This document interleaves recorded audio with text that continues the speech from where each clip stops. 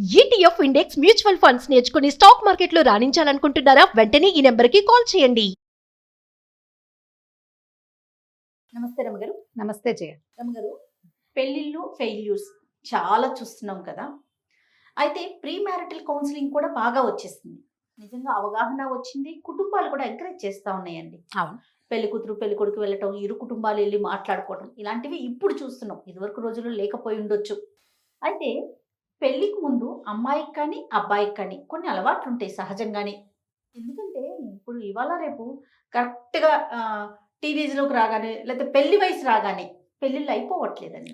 ఒక వయసు రాగానే పెళ్లి వయసు అనేది ఒకటి ఉంది మనకి, 18, 21, ఆ తర్వాత చేయొచ్చని. ఎప్పటికో 30, 31, 40 దాకా కూడా వెళ్ళిపోతున్నారు. చాలా ప్రపంచాన్ని చూసేస్తున్నారు. చాలా అలవాట్లు పెరిగిపోతున్నాయి, అవగాహనలు వచ్చేస్తా ఉన్నాయి కదా. ఈ అలవాట్లు అవగాహనలు ఇవన్నీ కూడా పెళ్లి తర్వాత కొన్ని మార్చుకోవాల్సిన అవసరం ఉంటుందంటారా? అమ్మాయికి కానీ అబ్బాయికి కానీ, మంచి అయినా చెడు అయినా. చాలా చాలా హ్యాబిట్స్ రమ్మగారు నేను అనేది, విపరీతమైన హ్యాబిట్స్. ఇందులో అమ్మాయిలు కూడా తక్కువేం కాదండి. పైనే ఉన్నారు వాళ్ళు. రోడ్ల మీద కొన్ని చూస్తుంటే అట్లా షాక్ అయిపోతున్నాను నేనైతే. నోరు కళ్ళు అప్రతిభలు అయిపోవటం, అవక్కవటం అనమాట. చెన్నై అలా చూసాను రమ్మగారు. అమ్మ హైదరాబాద్ దేనికి తీసిపోలేదమ్మా, దేనికి తీసిపోలే. హైదరాబాద్ ఏంటి, స్మాల్ టౌన్స్ కూడా తీసిపోలే జయ. చిన్న ఊళ్ళల్లో కూడా పిల్లలు, పైగా హైదరాబాదు లేదా ఏదైనా పెద్ద ఊళ్ళకి వెళ్ళేది ఏదో ఎంజాయ్ చేయడానికే అనుకుంటున్నారు. హోమ్ టౌన్ కాకుండా ఉంటే చాలు. హోమ్ టౌన్ అయినా ఏం మొహమాట పట్ల ఎక్కడ తగ్గట్లేదమ్మా పిల్లలు. ఉన్నారండి. ఎన్ని బ్యాడ్ హ్యాబిట్స్, ఇవి మార్చుకోవాలా పెళ్లి తర్వాత అంటారా? ఇప్పుడు జయ, మనం ఒక సాధారణ సెంటెన్సెస్, సాధారణ వాక్యాలు కొన్ని వింటున్నాం. ఇంకా పెళ్లికి రెడీగా లేరు, తర్వాత పిల్లలకి రెడీ కాలేదు, ఈ రెండు ఉంటాయి.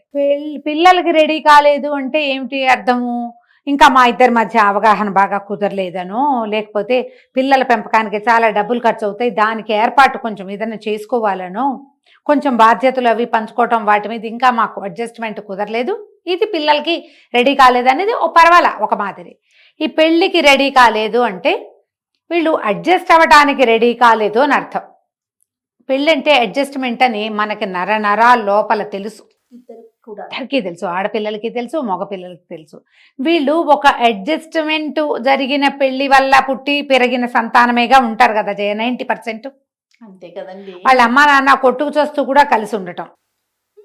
బాబాయిలంతే, పిన్నులంతే, మేనత్తలంతే, మేనమావలంతే, పెద్దమ్మల పెద్దనాన్నలంతే, పక్కింటాంటీలు, వెనకింటాంటీలు, ఫ్రెండ్స్, వాళ్ళ పేరెంట్స్ని కూడా వాళ్ళు ఒకళ్ళతో ఒకళ్ళు అడ్జస్ట్ అవుతూ తమకి ఏదో ఒక సమసమాజ నిర్మాణానికి వాళ్ళు తోడ్పడింది ఈ పిల్లలకి తెలుసు. లోపలి మనసు లోతుల్లో ఈ పెళ్ళంటే అడ్జస్ట్మెంట్ అబ్బో చాలా సర్దుకోవాలి, ఎందుకు ఇప్పుడే కొంచెం ఫ్రీగా ఉందాం అని అనిపిస్తుంది.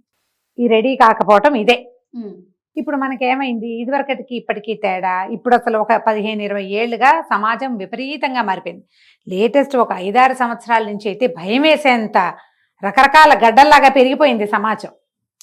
ఈ పిల్లలకి 21 ఆ బీటెక్ అవటం ఏమిటి, ఆ బీకామో బీఎస్సీఓ ఏమిటో అవటం ఏమిటి, అవగానే చిటుక్కుమని ఒక 3 లక్షల నుంచి 5 లక్షల నుంచి మొదలుపెట్టి పెద్ద పెద్ద ప్యాకేజీలు, ఉద్యోగాలు, క్యాంపస్ సెలక్షన్స్. ఈ చిట్టి పిల్ల దానికి ఇంట్లో అన్నం వండుకుని తింటాం రాదు, ఆ కుర్రాడికి బట్టలు వాళ్ళ అమ్మ సెలెక్ట్ చేస్తే కానీ రావు, కొంతమందికి రావు, కొంతమందికి వచ్చు అనుకో. వీళ్ళు ఇలాగే ఉన్న వాళ్ళు పెద్దవాళ్ళు అయిపోతారు, డబ్బులు వచ్చేస్తాయి. అక్కడి నుంచి డబ్బులు, సొంత డబ్బులు, దాంతో వీకెండ్ పిల్లలకి సొంతంగా సంపాదన వచ్చేసరికల్లా పేరెంట్స్ కూడా కొంచెం చేయి విడిస్తారు. విడిచేసరికల్లా వీళ్ళకి కొంత ఫ్రీడము, కొన్ని సొంత అలవాట్లు, అభిప్రాయాలు, ఉద్దేశాలు, వీకెండ్ పార్టీలు, ఆ తర్వాత ఏమో ఎక్స్ప్లోర్ చేయడానికి ఆ ఊరు ఈ ఊరు ఏదో ఊరు వెళ్ళొస్తూ ఉండటం, మధ్యలో ఆన్ సైట్లు ఎక్కడికో పోవటం, వేరే వేరే మనుషులతో కలిసి వేరే వేరే ఊళ్ళల్లో కలిసి ఉండటం, ఆడతోటం మగతోటం ఎలాగో ఒకలాగా. ఈ సందర్భాలలో రకరకాల ఐడియాలజీ పెరిగిపోతుంది. ఈ పెళ్ళి అనగానే నరనరాల్లో తెలుసుగా మనకి అడ్జస్ట్మెంట్ అని. కొంతమంది అడ్జస్ట్ అవుతారు, పాతవి దాస్తారు, జాగ్రత్తగా ఉంటారు.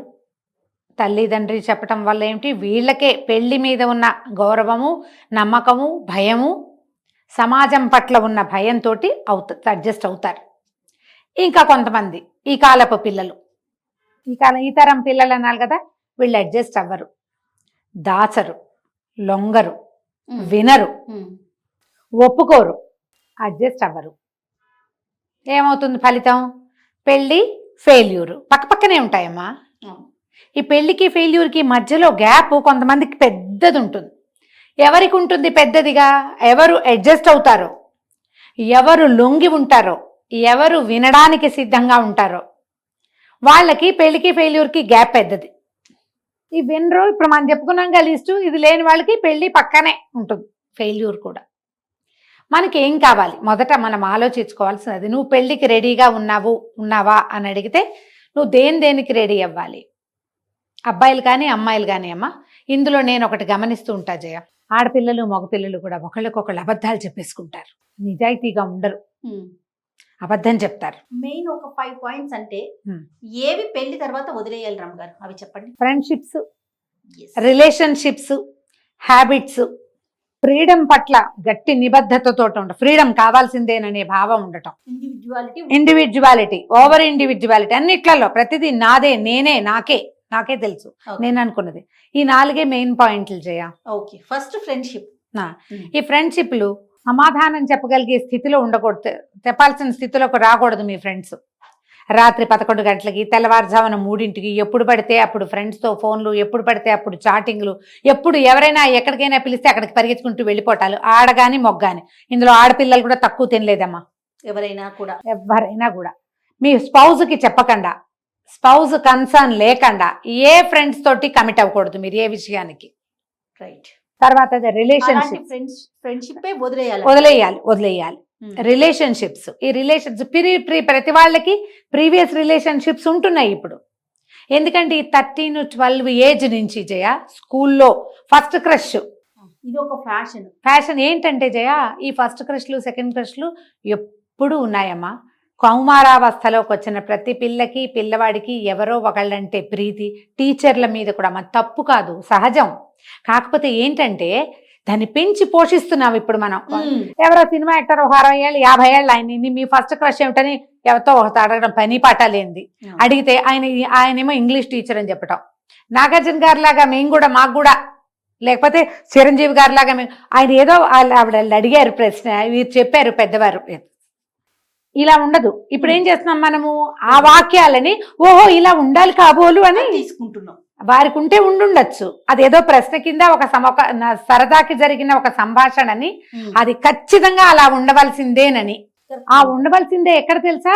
స్కూల్ పిల్లల్ని ఏంటమ్మా, అందరికీ ఉంటాయి, వదిలేస్తారు, మర్చిపోతారు, కాలగర్భంలో కలిసిపోతాయి. ఇప్పుడు ఈ గర్భాల్లో కలవనివ్వటం లేదమ్మా, పాపిష్టి మంద. చిరాకు వచ్చేస్తుంది తలుచుకుంటూ ఉంటుంది. ఈ కాలంలో దాన్ని వెళ్ళిపోతుంది. మళ్ళీ వీళ్ళు కలవటం, మళ్ళా ఆ పాతదంతా పునరావృతం చేసుకోవటం. తోడి తవ్వి సినిమాలు సూపర్ హిట్లు చేస్తారు. ప్రపంచంలో అందరూ తోడి తవ్వి జీవితాలు సర్వనాశనం చేసేసుకుంటున్నారు. జీవితం పాడు చేసుకోవటమే చెయ్య. మొన్న ఒక కేసు కాదు ఇది, ఒక ఫ్రెండ్ కూడా కాదు, ఒక జస్ట్ పరిచయం అంతే. 50+ ఇయర్స్ జయ, వాళ్ళకి స్కూల్ రీయూనియనో లేకపోతే కాలేజ్ రీయూనియనో ఒక గ్రూప్, ఒక ఆయన ఒక ఆవిడ కలిశారు. ఆయన చెప్పేట చిన్నప్పటి నుంచి నువ్వంటే నాకు చాలా ఇష్టం, ఇప్పుడు కంటిన్యూ చేద్దామని అడిగేట్. ఆవిడ నిర్ఘాంతపోయి, ఏమిటండి ఇలా తయారయ్యారు వీళ్ళు దుంపలదేగా, ఇవి ఏమిటి, ఇది ఈ రీయూనియన్ వద్దు, పాడు వద్దు, నాకు అందరూ అలా ఉండరమ్మా అన్న. ఏమోనండి నాకు మాత్రం చాలా బ్యాడ్ ఎక్స్పీరియన్స్, చాలా బ్యాడ్ ఎక్స్పీరియన్స్. అంటే నేను ఎప్పుడు అట్లా అనుకోలేదు. 50 ఏళ్ళు వచ్చినాయి, మనవరాలను ఎత్తుకుని ఉన్నాను నేను. ఇలాంటివి కొంతమంది దాన్ని సరదా పడి దాన్ని ముందుకు తీసుకెళ్లే వాళ్ళు లేరా జయ? ఉన్నారుగా. అడిగే వాళ్ళని చేసే వాళ్ళని ఏం చేయాలి? పోనీ చేస్తే చేసావు, అదంతా పబ్లిక్ చేస్తే ఎలాగమ్మా? చచ్చి పబ్లిక్ చేయడంతో ఓహో ఇలా చెయ్యొచ్చు, ఇలా కూడా ఉంటుంది. మనసును నువ్వు 50 ఏళ్ళు వచ్చి మీకు మనసును చంపుకోరు మీరు, మనసును చంపుకోకూడదు. 15 ఏళ్ల మనసుని 50 ఏళ్ల తర్వాత మళ్ళీ పునరుజ్జీవితం చేస్తే రిలేషన్షిప్స్ ని మీరు ఏమవుతారు? ఇప్పుడు ప్రజెంట్ రిలేషన్ 25-30 సంవత్సరాలు మీతో ప్రయాణించిన వాళ్ళు కానీ, మీ పిల్లలు కానీ, మీ పిల్లల వల్ల మీకు పెరిగిన సమాజం కానీ, మీ ఉద్యోగం కానీ, అక్కడ మీకున్న రిలేషన్స్ కానీ ఎంత డిస్టర్బ్ అయిపోతాయి జయ. ఒక చిన్న ఇన్ఫాచ్యుయేషన్స్, చిన్నతనం నాటి దాన్ని ఇప్పుడు దాన్ని తవ్వి తోడుకోవాలా? అది కూడా చూడండి, ఏజ్ తో సంబంధం లేకుండా రిలేషన్స్ జాగ్రత్త, దేనిని తవ్వద్దు, తోడద్దు. మూడోది హ్యాబిట్స్. ఈ పెళ్లికి ముందు నాకు చిన్నప్పటి నుంచి అలవాటు, మా అమ్మ ఒప్పుకొద్ది, నువ్వెందుకు ఒప్పుకోవు అని మగవాళ్ళు ఆడవాళ్ళని అడగకూడదు. ఈ పిల్లలు టీనేజ్కి వచ్చాకో లేదా కాలేజ్కి వచ్చాకో మగ పిల్లలకి తాగుడు, సిగరెట్లు, ఇంకా ఏమైనా రకరకాల వ్యవహారాలు అలవాటు అవుతాయి. తల్లులకి చెప్తారా అవన్నీ? చెప్పరు. తల్లి తెలుసుకుంటుంది. ఒక్కో తల్లి ఏడ్చి గల్లంత చేస్తుంది, ఒక్కో తల్లి వరే అంతంత చెయ్యొద్దురా అని చెప్తుంది, ఒక్కో తల్లి చూసి చూడనట్టుగా ఊరుకుంటుంది. ఆ మగపిల్లలు అంతే, వాళ్ళ నాన్న అంతే, వాళ్ళ తాత అంతే, ఆ ఏడుగుడు అంతే, ఇలాంటి డైలాగులు చెప్పుకుని ఊరుకుంటారు. ఇప్పుడు పెళ్ళి అవుతుంది. మా అమ్మ ఏమి ఎప్పుడు అనలేదు, నువ్వెందుకు అంటావని అడుగుతాడు భార్యని అతను. ఈ అమ్మాయి నిన్ను నమ్మి నీతో తన జీవితాన్ని ముడేసుకుని బయట నుంచి వచ్చింది. మీ అమ్మ అయితే చచ్చినట్టు చేస్తుంది అవుతుంది, కన్న పాపానికి ఇంకేం చేయలేక. ఈ పైనుంచి వచ్చిన అమ్మాయి అది నీతో తినాలి, నీతో కలిసి తాగాలి, నీతో పడుకోవాలి, నీకు పిల్లలు కనాలి, నీతో కాపురం చేయాలి, ఇన్ని రకాలు చేయాలంటే నువ్వు నీకున్న అన్ని అలవాట్ల తాలూకు వ్యవహారాలని ఆ అమ్మాయి మీద రుద్దుతానంటే ఆ అమ్మాయి ఇష్టంతో సంబంధం లేదా? ఉందా లేదా? ఉంది కదండి. ఉన్నది. ఈ పెళ్ళిళ్ళకి ముందే ఈ హ్యాబిట్స్ ఉన్నాయా అని అవతల వాళ్ళు అడిగితే ఓపెన్గా ట్రాన్స్పరెంట్గా ఉండండి, నిజం చెప్పాలి. ఉన్నాయి. మానేస్తావని చెప్తావా? నిన్న అమ్మాయి మానేయమంటుందా లేదా నిన్నే మానేసుకుంటుందా? దాని ఇష్టం. అడ్జస్ట్ అవుతుందా? అంతొద్దు ఇంత చెయ్యి, ఏదో వీకెండ్ పార్టీ. కొంతమంది వీకెండ్ పార్టీస్ అని నమ్మిస్తారు జయ, పెళ్లి మాటలు మాట్లాడుకునేటప్పుడు. తర్వాత రోజు వీకెండ్ ఎప్పుడు వస్తుందా అని వెళ్ళిపోతాడు. ప్రతి వీకెండ్ బయటికి వెళ్ళి తాగొస్తారు. ఈ పెళ్ళం ఏం చేయాలి? ఇంట్లో ఉన్నది. ఇప్పుడు నువ్వు వెళ్ళిపోతావు, నా ప్రశ్న అనమాట ఇది మగపిల్లలకి. నువ్వు వెళ్ళిపోతావు వీకెండ్ పార్టీకి, శని ఆదివారాలు మీరు ఎంజాయ్ చేస్తారు. నీ భార్య కూడా ఇంకో వైపుకి వెళ్ళి ఎంజాయ్ చేస్తుంది, నీకు ఓకేనా? అదే కదా. మీ అమ్మా నాన్న దానికి ఒప్పుకుంటారా? తర్వాత రేపొద్దున పిల్లలు పుడితే మీ ఇద్దరిలో ఎవరు ఆ పిల్లలకి పూచి వహిస్తారు? ఇది కదా ఆలోచించాలి. 100%. ఆడపిల్లలు కూడా ప్రతి శని ఆదివారాలు పబ్కి వెళ్ళే వాళ్ళం, ప్రతి శనివారం ఆదివారం మేము ప్రతి వీకెండ్ అవుటింగ్కి వెళ్ళే వాళ్ళం. ఇతనితో కుదరటం లేదు. వీకెండ్ రాగానే మేము ఏదో ఎంజాయ్ చేయాలి, ఏదో ఎవరింటికో వెళ్ళాలి. ఇవన్నీ కూడా గుడికి వెళ్ళే అలవాట్లు చేయాలి. గుడికి వెళ్తాం, ప్రతి శనివారం గుడికి వెళ్తానండి నేను అంటుంది. అదేమో ఎథిస్ట్ కుర్రాడు, గుడిలోకి రానంటాడు, ప్రసాదం తిన్నంటాడు, నేను వాకిట్లో నుంచుతాడు, నువ్వు గుడిలోకి వెళ్ళంటాడు. భర్తతో కలిసే వెళ్ళాలనుకుంటుంది అమ్మాయి. నీ దారి నువ్వు వెళ్ళమ్మని చెప్పే నేను ఒక అమ్మాయికి, కాదండి హస్బెండ్తో వెళ్ళాలని కోరికండి. విచిత్రంగా ఉండే చూడండి. భర్త లోపలికి గుళ్ళోకి అలా తను చేయించుకుని అట్లా దేవుడి దగ్గరికి రావాలట. అసలు అతనికి నమ్మకమే లేదు కదా, ఎందుకమ్మా బలవంత పెడతావు, గుడి దాకా తీసుకెళ్తానన్నాడు. ఒక్కతనే వెళ్ళాలా, నేను ఒక్కదాన్నే వెళ్ళాలా?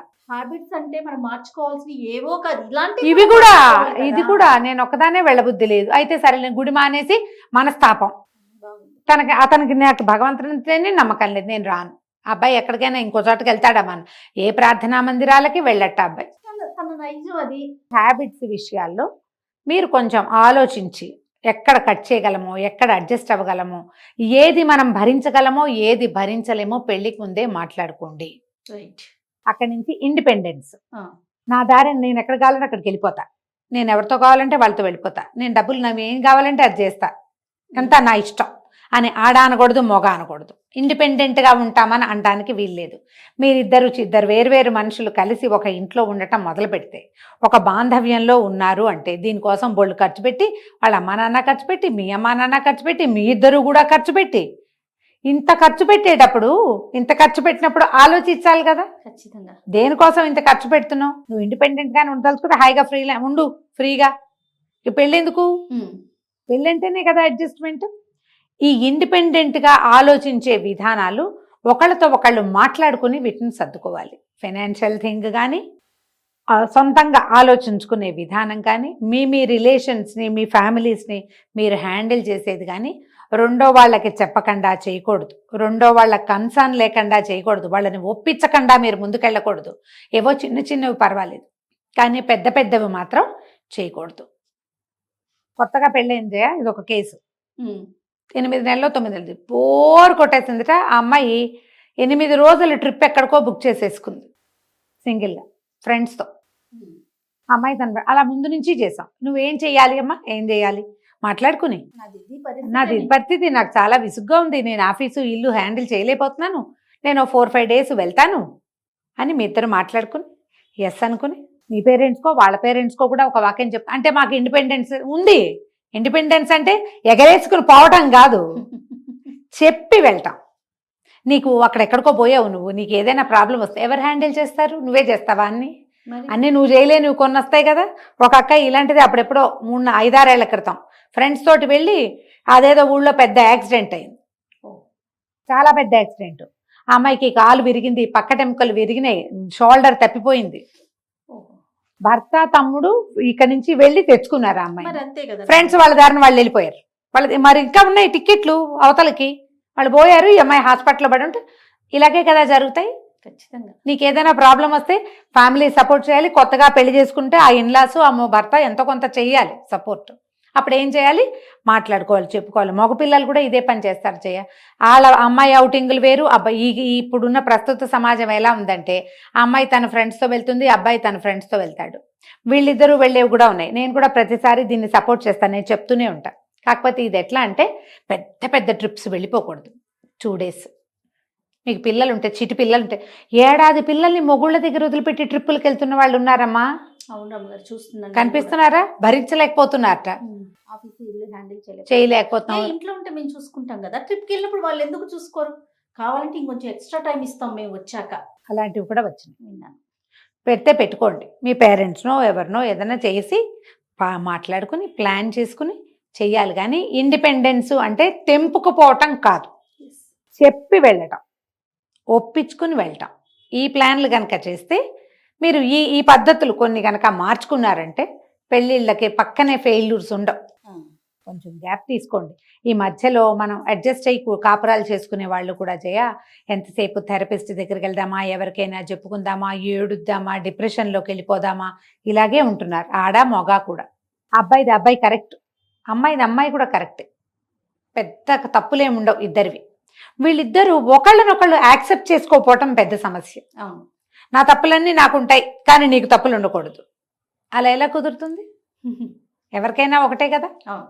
మాట్లాడుకోండి, నిజాలు దాచిపెట్టద్దు, సాధ్యమైనంత ట్రాన్స్పరెంట్గా ఉండండి. పిల్లలు ఇలా ట్రాన్స్పరెంట్గా ఉండడానికి ట్రై చేస్తూ ఉంటే పేరెంట్స్ ఎక్కువగా ఇన్వాల్వ్ అవ్వకుండా ఉండండి.